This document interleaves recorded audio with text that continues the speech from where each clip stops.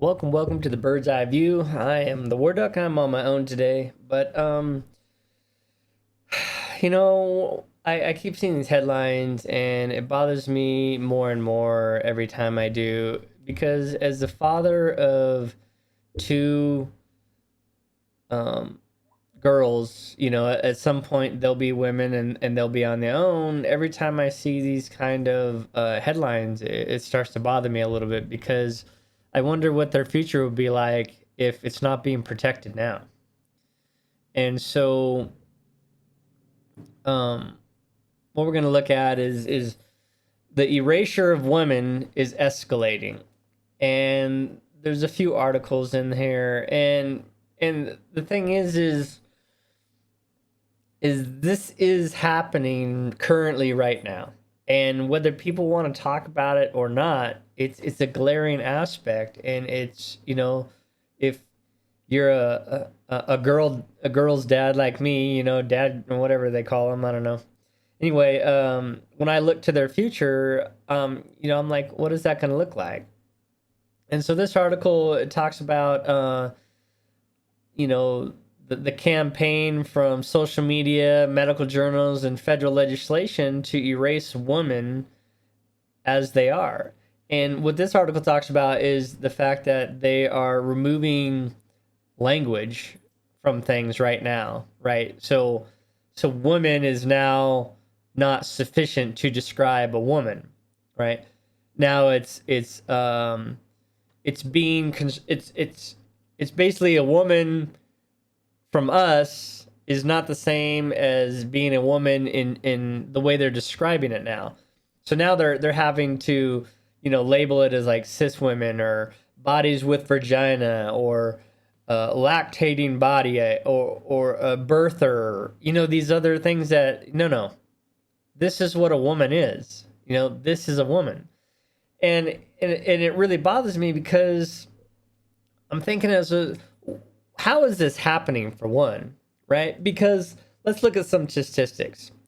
In the US population alone, 0.5% identify as transgender.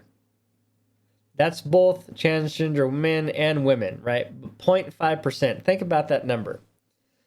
0.5%. Not 5%, not 1%, not 10%, 0.5%. Okay? Now here's another one. From ages 13 to 17, it's 1.4%. Now, if that doesn't bother you, I don't know what will, because what we're looking at now is overall US population 0.5%. But kids in school, 1.4% from 13 to 17. And what does that mean? That isn't just a significant increase. In the last 10 years, that is a 4,000% increase. Let me say that again. That is a 4,000% increase in people identifying as transgender. With the significant of those is those are kids 13 to 17. Why is that happening? How is that happening? Why? Well, you have things like TikTok. You have, let's just lump in social media, right? Social media has influenced these kids, and then you have these woke teachers that are pressing this onto kids, and then you have the legislature, which is making laws that say, oh, well, you can have boys and girls bathrooms, or you don't have the right as a parent to dictate the pronouns that you call your kids, right? These are the things that are happening in the United States right now, is a 4,000% increase, and these starts with our legislative branch. These are the people making the laws. So right now, it's voting season. You need to get out and vote red, because the blue, the whacked out woke wackos that are pushing all this stuff are destroying social constructs. They're making all these things up, and they're destroying women. Women's rights will not exist at our current pace because there won't be such a thing as women. They'll be regulated to birthers or whatever, right? This is just not acceptable. All right, so this article here is talking about the ACLU even edits a quote from Ruth Bader Ginsburg to remove an offending reference to women, right? So a quote that Ruth said was now altered by the ACLU to placate this 0.5% of the population and the middle-aged women that are pushing it. Because let's be honest, right? This is a social construct. This isn't science. This is middle-aged white women. This is middle-aged white women. Why do I keep saying women? You don't like it either, Prime. I get it. This is middle-aged white women. There we go. That are pushing this kind of stuff, and they're pushing it from the top to the bottom, from legislature to kids in school. It's just all over. Okay, so this other one is my womanhood is not your costume, right? And basically what this talks about is just because you are a man and you put on a dress and stuff, that doesn't make you a woman, right? You can never go through the stuff that women go through, which means this is just a social construct. And if this, because science, right? Here's the thing is, no, science says people born with XX or XY are different people. And if you have those type of genes, then you are that biological sex. It doesn't matter how you feel, right? You are that biological sex. Okay, so here's the thing, is if you can be, right, if you can just socially construct and change that, hey, I'm a man now, well, then I guess race is also a social construct, right? Because also in your genetics, which says your race, right? Just like it says your sex, if that can just be overridden because, you know what, I feel like I'm not white skinned today, I'm something else, then I identify as something else, well, I guess that means I am, right? Well, here comes the backlash because, I mean, look at some of the things that happen, right? A white girl wears braids, and all of a sudden, you know, it's racist. Okay, fine. If it is, it is. But you can't have it both ways, right? How is a person, how they feel like they identify, okay, as one social construct, but the next social construct being your actual biological sex doesn't work. Right?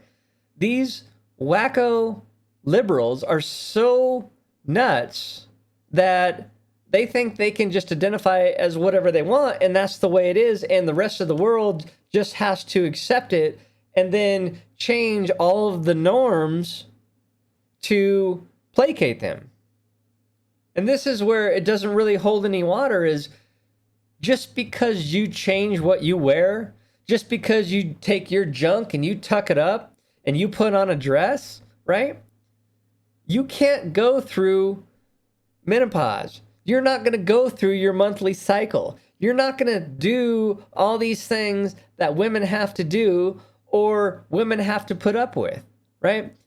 This is a science-based issue.